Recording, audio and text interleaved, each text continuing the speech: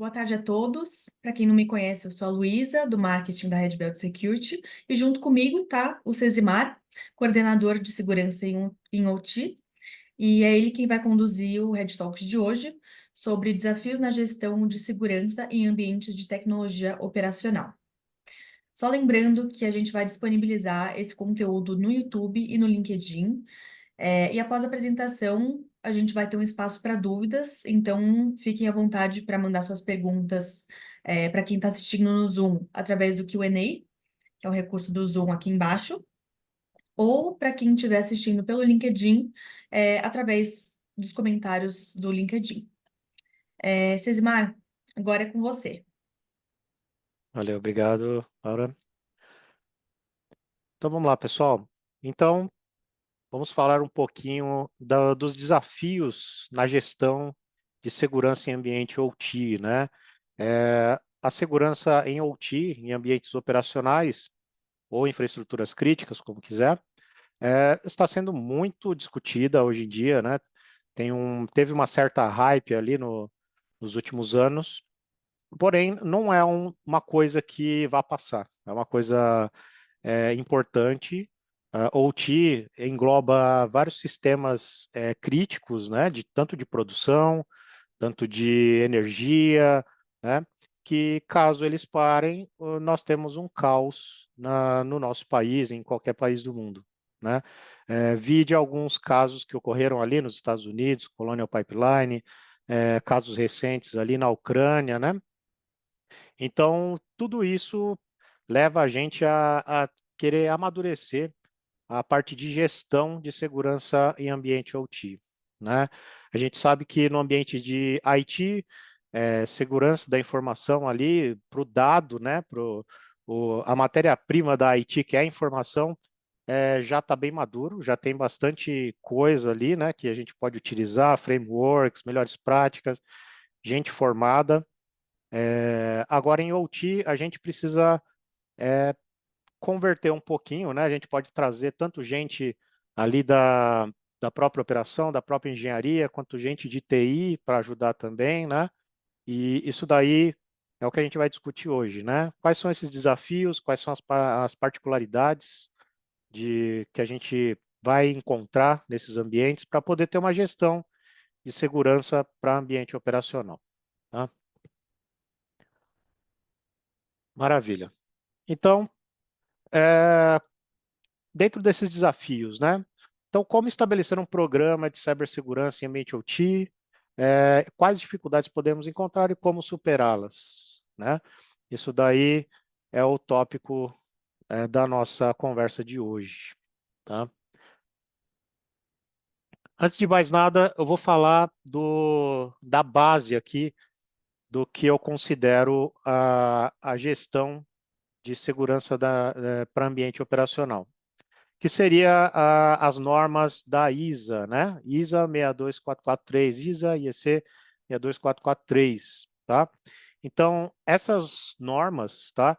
É um conjunto de normas ali que dá as melhores práticas e caminhos ali para você poder ter uma gestão eficiente em ambiente operacional. Ela engloba tudo, tá?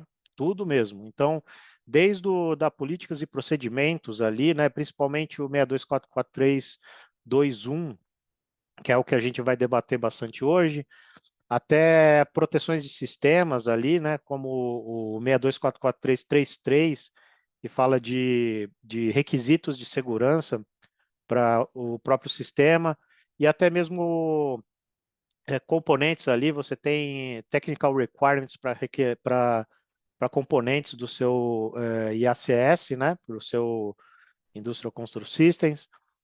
Então, ela é muito completa e a gente vai partir é, desse primeiro livro ali, que é o 6244321, né? Livro não, norma, né? Vamos corrigir aqui. Então, tá. Dentro do 6244321, é, isso daí é dado o nome de CSMS, né? Que seria o Cyber Security Management System, tá? Então, a partir disso, a gente vai estruturar toda a nossa estratégia de segurança do nosso ambiente operacional, todas a nossa política, né? Toda a nossa visão do que a gente tem que fazer para ter um nosso ambiente operacional mais defensivo possível, né? E com uma boa gestão. Primeiro passo, né? Então, o primeiro passo ali, a gente tem que ter uma boa avaliação de riscos, né? Então, muitas vezes, a gente tem equipamentos ali que são colocados dentro do ambiente, você tem tecnologia, você tem sistemas de diferentes fornecedores, e muitas vezes você não tem uma boa avaliação dos riscos ali dentro do seu ambiente. Então, primeiramente, você tem que entender qual é a natureza do seu negócio, né? Como ele funciona, né? O que que ele abrange, né? Quais são os riscos envolvidos na operação daquele negócio, né? Então, por exemplo, eu trabalhei um tempo com o ramo de energia hidrelétrica, então você sabe que você tem uns riscos ali de meio ambiente, né? Você tem a questão de safety das pessoas ali que estão trabalhando, questão dos moradores do entorno ali, que você pode impactar caso uma barragem se rompa, né? Por exemplo, você tem sensores ali de monitoramento da estrutura da barragem, que eles têm que estar bem monitorados ali, né? Tem que estar trazendo dados reais, né? Para você monitorar aquilo em tempo real. Então, você tem que saber a natureza do seu negócio e os riscos que ele abarca, tá? Depois disso, você tem que identificar, classificar e avaliar os riscos, tá? Isso, agora, como a gente está tratando de cyber, né? A gente sempre vai entrar nesse viés dos riscos cibernéticos, né? Normalmente, para você ter um negócio ali em ambiente crítico, né? Você tem que ter isso bem mapeado, os riscos gerais, né? Agora, o que os ativos cibernéticos e os riscos cibernéticos entram nessa história, né? É aí que você tem que começar a fazer, tá? Você tem que começar a identificar esses riscos, você tem que classificar esses riscos, você tem que saber quais são os ativos que podem impactar num determinado risco. Então, por exemplo, eu tenho um sensor de vibração de um equipamento. Então, se esse sensor não me trouxer a informação, qual tipo de impacto eu posso ter, né? Ou se, em último caso, pouco provável, mas alguém invadir minha rede, me der dados falsos, né? O que que pode acontecer, né? Então, isso daí você tem que entender qual o impacto que um ativo tem dentro do seu sistema produtivo, tá? Isso aí tem que estar atrelado junto com um bom inventário de ativos, tá? E junto com isso também uma avaliação de riscos bem madura.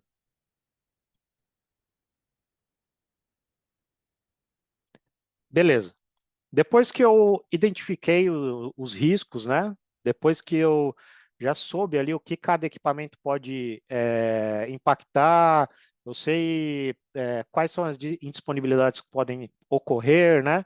E eu também já sei qual é o meu apetite ao risco ali da companhia. Aí eu vou ter que definir algumas coisas, né? Qual vai ser a abrangência, né? Qual vai ser o escopo desse, desse management system, né? Desse sistema de gestão de segurança cibernética. Então, no que ele vai abranger? Ele vai abranger todos os meus equipamentos, né? Ele vai abranger só aquilo referente ao que está conectado em rede, né? Como diria um amigo meu, se tem IP é TI, né? Não, não é não. Isso daí já se foi o tempo, né? Então, se ele tem rede, tem IP, também pode ser automação, também está na rede de OT, então ele precisa também ter uma classificação. É, importante, né? Você também precisa ter estabelecer políticas e procedimentos de segurança. Então, um dos primeiros passos ali que você precisa ter, depois de você identificar o risco, entender qual é o escopo e a abrangência da sua política, do seu CSMS, você vai começar a definir as políticas e procedimentos, que é muito importante. Tem muita companhia que acaba juntando, fazendo um merge com as políticas de TI, colocando às vezes como um adendo ali, como algumas especificidades que são importantes colocar, tá? Você estabelecer um plano de continuidade de negócios, né, que muitas vezes independe das questões de cyber, mas você tem que pensar o que cyber pode contribuir e pode causar para você ter um problema de continuidade de negócio e para você poder trazer o negócio de volta se ocorrer algum problema, tá? É, treinamento e conscientização, você tem que definir aí os seus treinamentos para as equipes, para que elas possam entender os riscos cibernéticos, né? Muitas vezes o pessoal de planta não tem essa visão de cyber como o pessoal de TI, né? Então, é bom ter essa confluência entre os dois mundos, né? Para que entendam que um risco cibernético é um risco real e muitas vezes coisas acontecem no seu ambiente operacional e você não sabe o porquê acontece. Eu já vi muito isso, né? Então, ocorrem paradas no ambiente de produção e simplesmente o pessoal de automação acaba não sabendo por que aconteceu, né?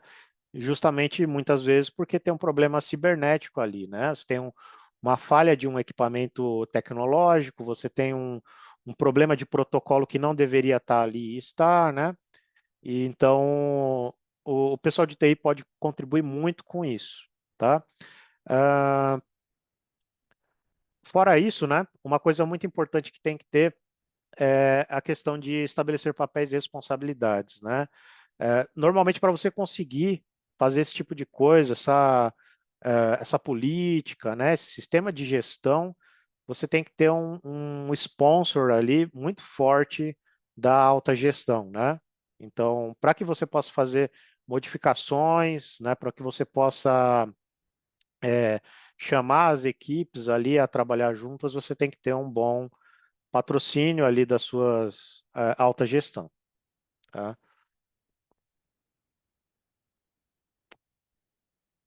Então, maravilha. Outra coisa importante, tá?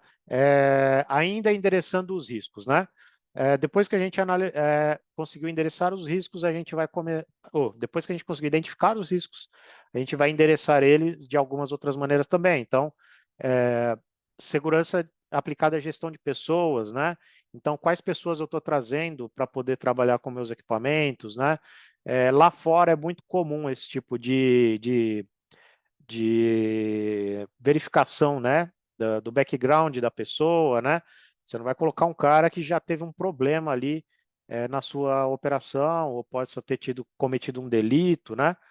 Então você acaba fazendo uma análise mais criteriosa à medida que a atividade envolva mais risco, né? Então, segurança física e ambiental, você precisa ter um controle maior ali de segurança, com câmeras, com cercas, né? E coisa do tipo, para impedir um acesso, né? Às vezes você tem remotas que você não tem uma pessoa ali, né? Que você precisa ter um controle físico maior. Então, seja por câmera, seja por um conjunto de chaves específicas ali para que qualquer um não possa abrir, né? Coisa do tipo, né? Estruturas anti-vandalismo, né? Então você tem que pensar tudo nisso também. Segmentação de rede, que é o mantra, né, da OT.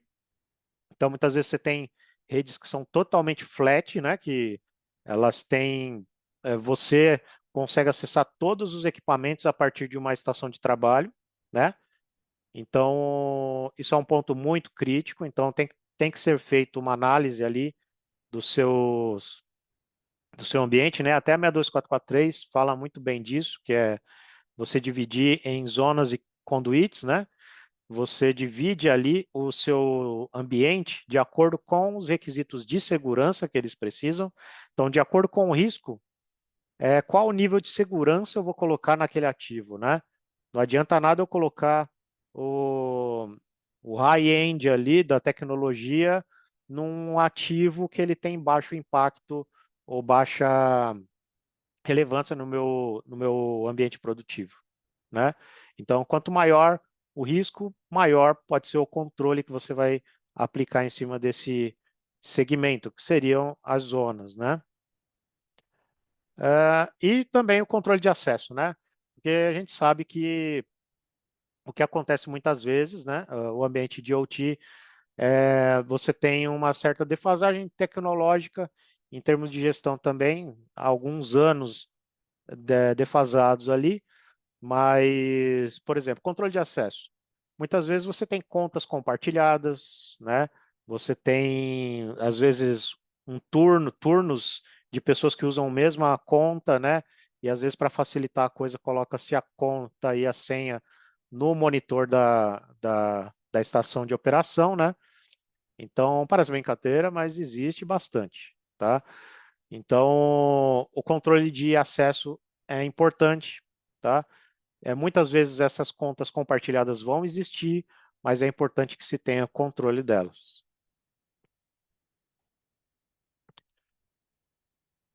E por último, aqui no endereçamento do risco, então fazer uma gestão de risco, né? Gerenciamento de risco, implementação de controle, que a gente já falou, gerenciamento de informação e documentos, né? Gerenciamento de informação, você saber classificar a sua informação, né? Muito se fala que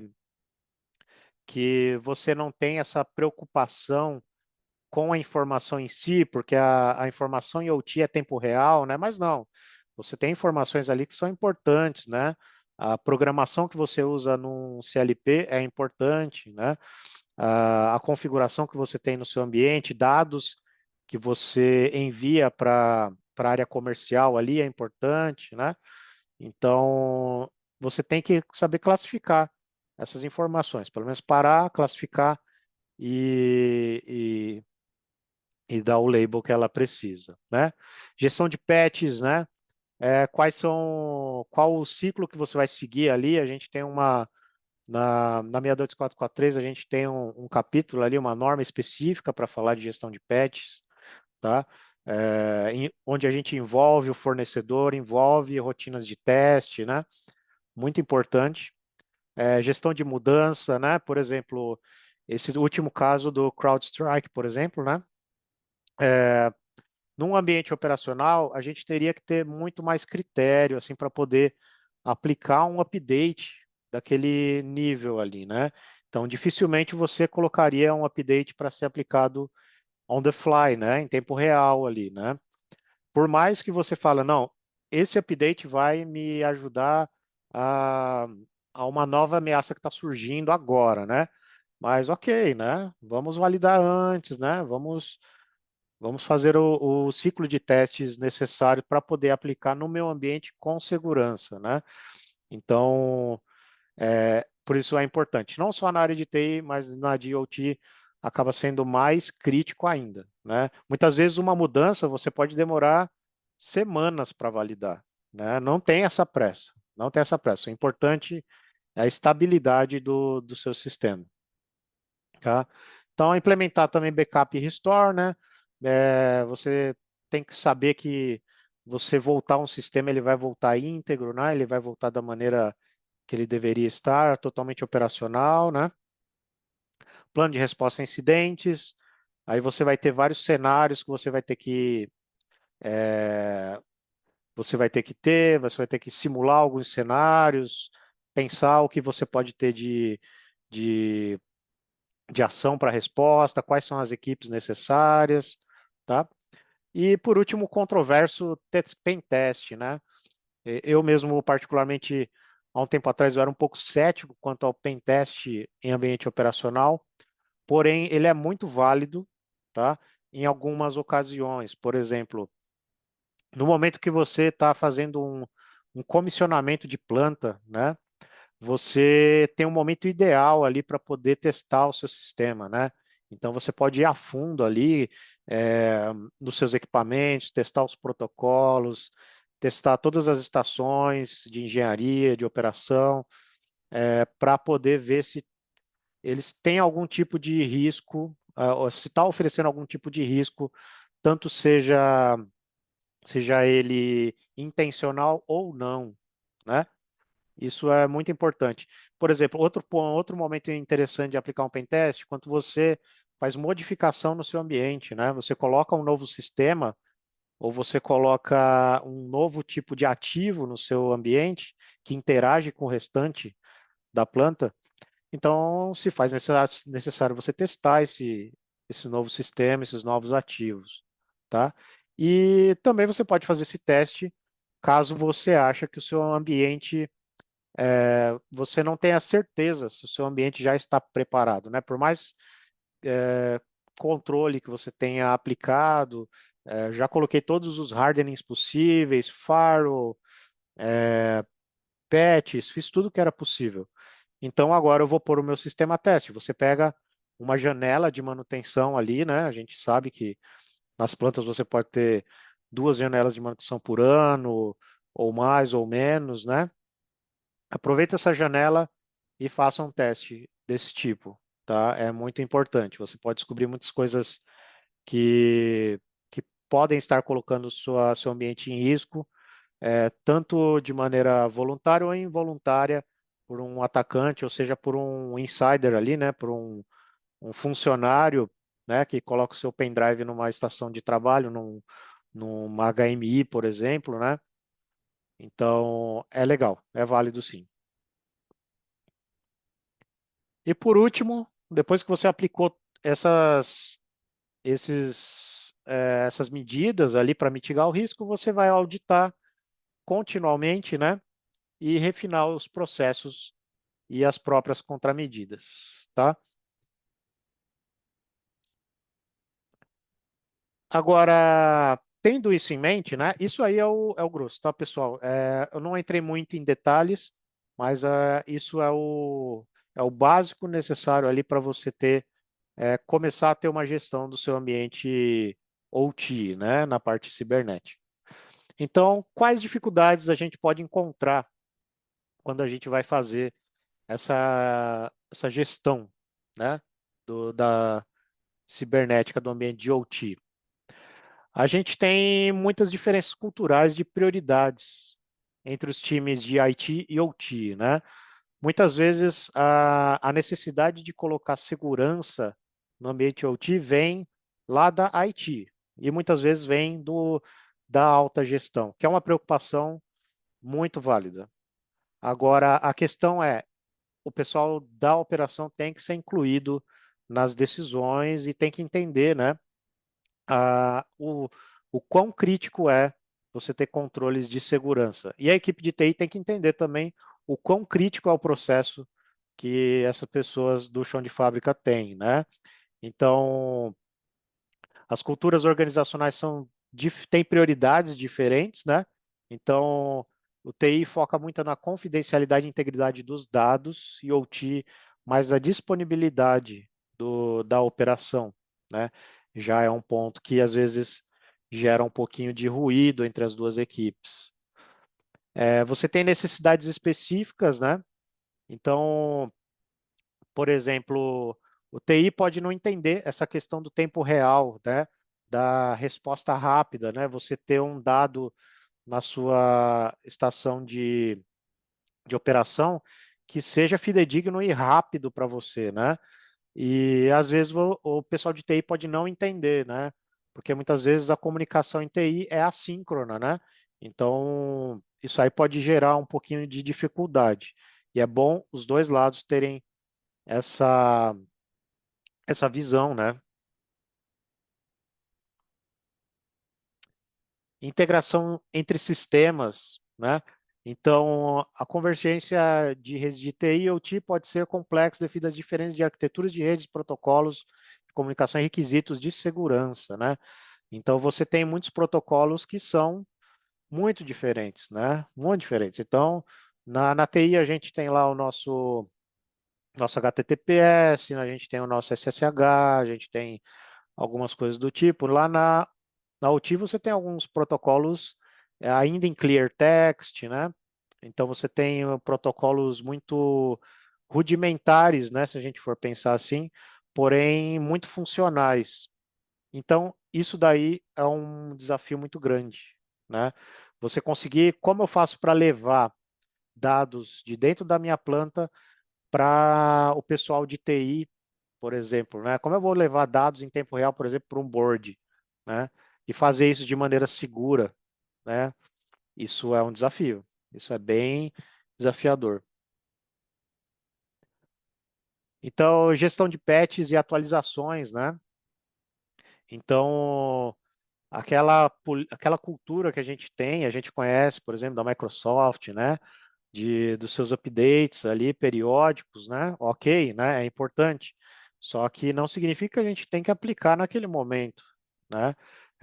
De acordo com o risco que a gente tem, a gente vai ter que testar esses patches de maneira exaustiva até a gente ter certeza que aquilo não vai dar impacto na operação, tá? Então, encontrar o equilíbrio entre segurança e continuidade operacional é uma dificuldade comum, né? Isso é bem comum mesmo.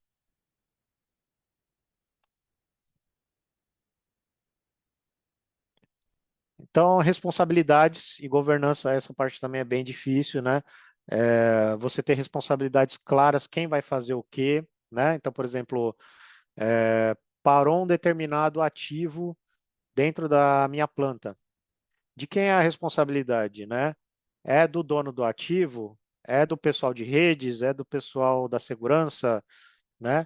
Quem tem qual papel, né? O meu integrador, é o prestador de serviço, né? Que está lá na Alemanha, né?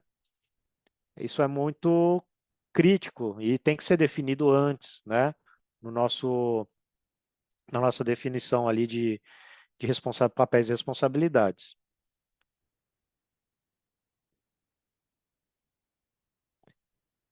Recursos e orçamentos, né? Então, eu tenho o dinheiro, como eu vou aplicar esse dinheiro, né? Qual vai ser o critério que eu vou usar para poder fazer esse investimento, tá?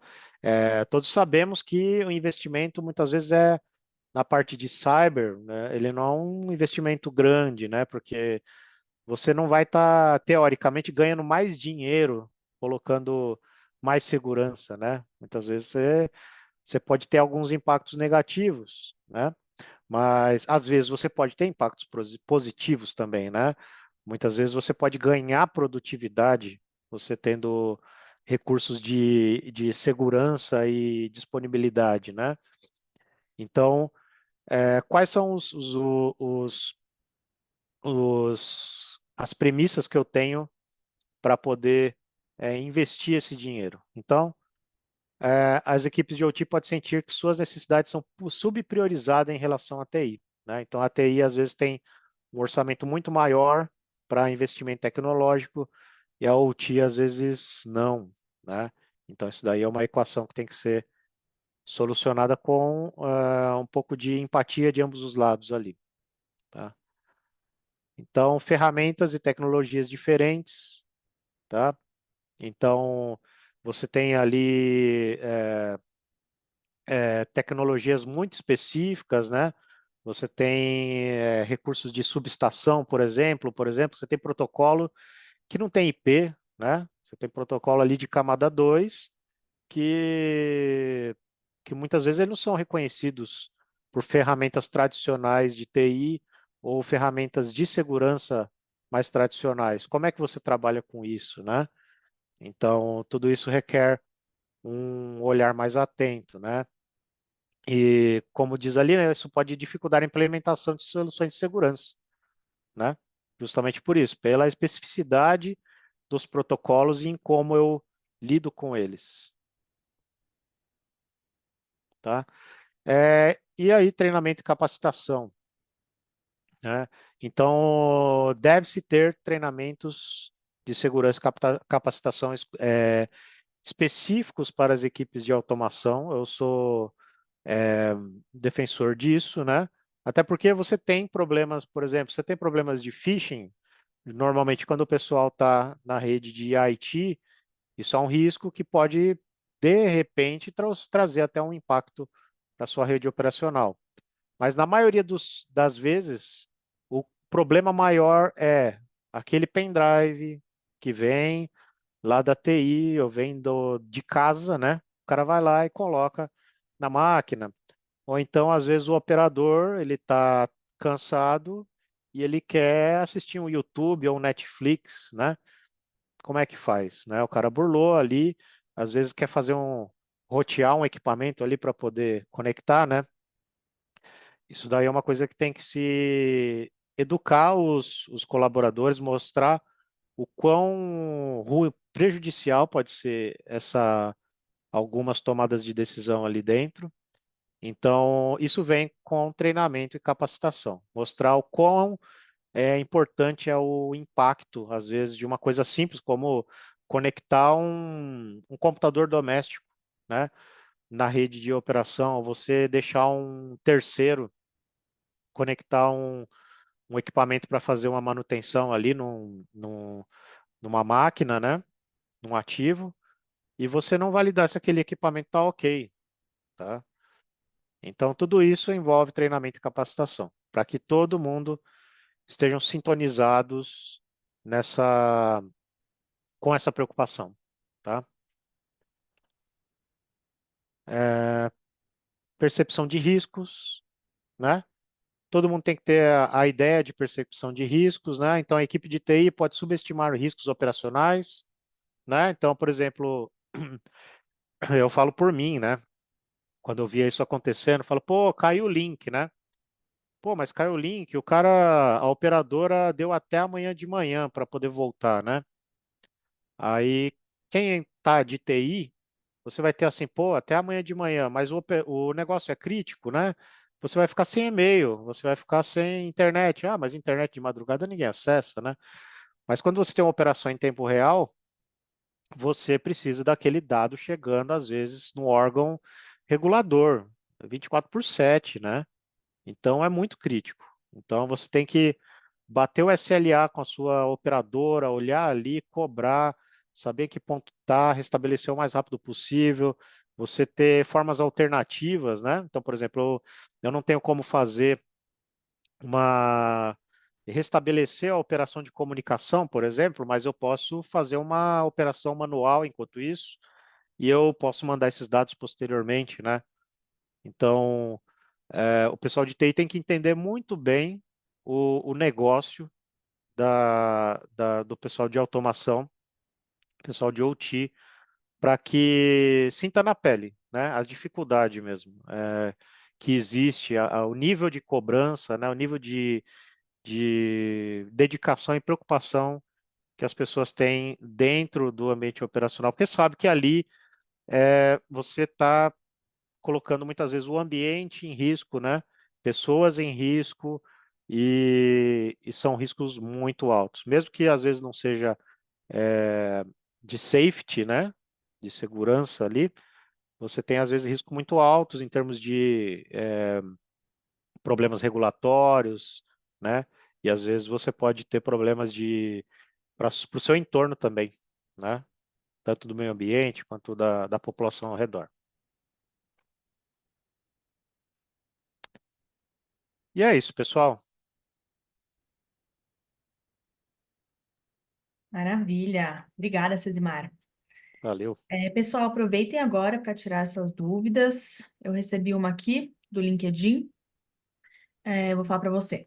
Será que deveríamos tratar os órgãos públicos e ministérios com a mesma norma, já que também exigem garantia de continuidade das operações, alto desempenho e segurança das pessoas? Eu acho que sim, né? A gente tem muito o que aprender com esse tipo de preocupação que a gente tem dentro do ambiente produtivo, né? Hoje em dia, muitos órgãos já estão colocando normas ali para a gente poder seguir, tá? Então, por exemplo, o ONS, que é o operador do Sistema Elétrico Nacional, ele já tem algumas regulamentações ali que a gente tem que seguir ali, né? Quem segue, quem está abaixo da ONS, por exemplo, tem que seguir a RO, né? Que é a rotina operacional ali com controles mínimos de cibersegurança, né? Então, não sei se foi esse o intuito da pergunta, mas, por exemplo, todo mundo deveria se preocupar um pouquinho, aprender um pouquinho das preocupações que existem dentro do ambiente de OT para o ambiente de IT, por exemplo, também, né? Entender, avaliar o risco, aprender a ter mais disponibilidade do sistema, como eu posso ter mais disponibilidade, né? Como eu posso ter mais garantia, isso daí é uma coisa muito importante, né? Que seja para órgãos públicos, sejam para iniciativa privada, né? Todo mundo tem muito o que aprender, principalmente a avaliação de risco, tá? Porque muitas vezes você vê uma aplicação de patch, por exemplo, né? Como essa última do CrowdStrike, é, você tem que ter um pouquinho de, às vezes, muito mais critério do que velocidade, né? Às vezes você tem que ter muito mais é, avaliação, perder um pouquinho de tempo avaliando as coisas do que simplesmente atualizar, né? Tá certo que uma atualização em bem de IT é uma coisa trivial, né? Então, semanalmente, quinzenalmente, você pode ter um trabalho desse, porém, o ambiente operacional é mais exaustivo, né? Uma aplicação de patch ali você pode fazer até 2 vezes por ano, né? Então, é bem isso aí mesmo. Legal, legal. Obrigada, Renato, pela pergunta. Eu vou aproveitar esse tempinho para agradecer a todos que assistiram e que acompanham também regularmente nossos TED Talks. Queria te agradecer, Cesimar, pela apresentação também. Obrigado. Lembrando que o conteúdo que vocês acabaram de assistir vai estar disponível no YouTube e no LinkedIn, da Red Belt. Se vocês tiverem também outras dúvidas, se surgirem novas dúvidas, o Cesimar também acabou de passar o contato dele. A gente também tem o contato redbelt.com.br para mais informações. E deixa eu ver aqui se tem mais alguma dúvida. Não, é isso aí. Você quer finalizar? Quer falar alguma coisa antes da gente terminar? Não, acho que acho que é isso aí. Eu espero que vocês tenham gostado, né? Apesar de ser eu tentei condensar o máximo possível para não ficar tão pesado, né? Mas quem quiser também acessar o site da ISA, né? Que é isa.org. Inclusive, eles lançaram recentemente uma ferramenta muito bacana, que é o Mimo, né? Que é uma inteligência artificial foi abastecido com todas as normas da ISA, né? Então, por exemplo, você pode conseguir o conteúdo, né, dessas normas através dessa inteligência artificial, ele pode dar vários insights para vocês. Se você for membro da ISA, você acaba tendo você consegue fazer consultas maiores, né? Mas você, sem ser membro, você consegue consultar algumas coisas e é bem legal. Deixa eu pegar o URL aqui e mandar no chat, Boa. que aí ajuda a galera. A Selma falou, muito obrigada, conteúdo bem interessante e bem explicado. Muito obrigado. Uhum.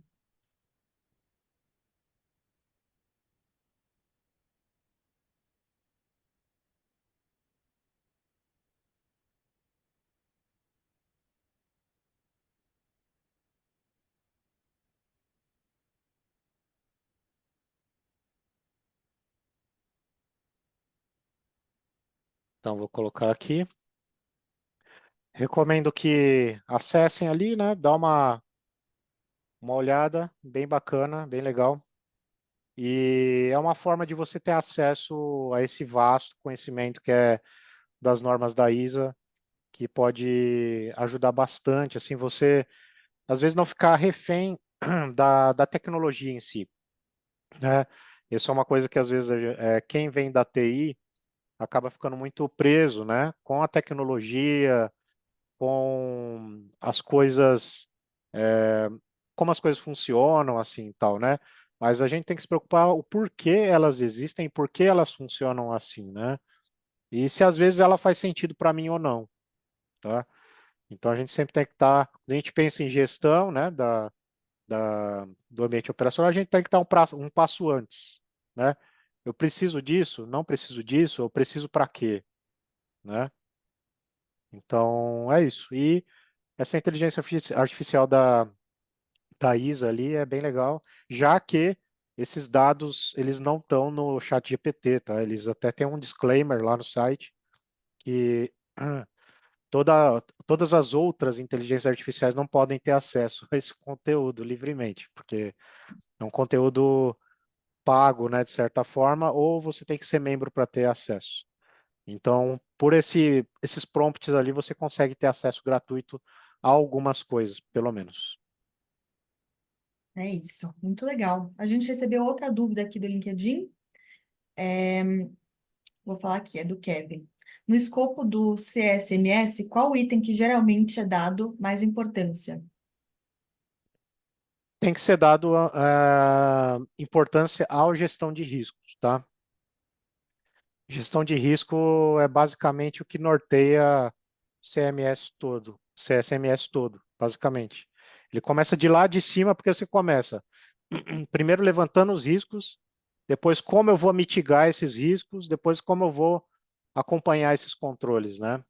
Então, a palavra de ordem é gestão de riscos. Você tem que saber avaliar, fazer um risk assessment, né? Que você tem a 6244332, por exemplo, que te ensina ali a como fazer um risk assessment correto no ambiente de OT. E a partir dali você começa a traçar a sua estratégia, tá? Perfeito. Bom, então vou encerrar aqui, tá, pessoal? Mais uma vez, obrigada a todos que assistiram e obrigada, Sismar, pelo conteúdo. Valeu, pessoal. Obrigado por terem assistido e até a próxima. Até a próxima. Tchau, tchau. Tchau, tchau.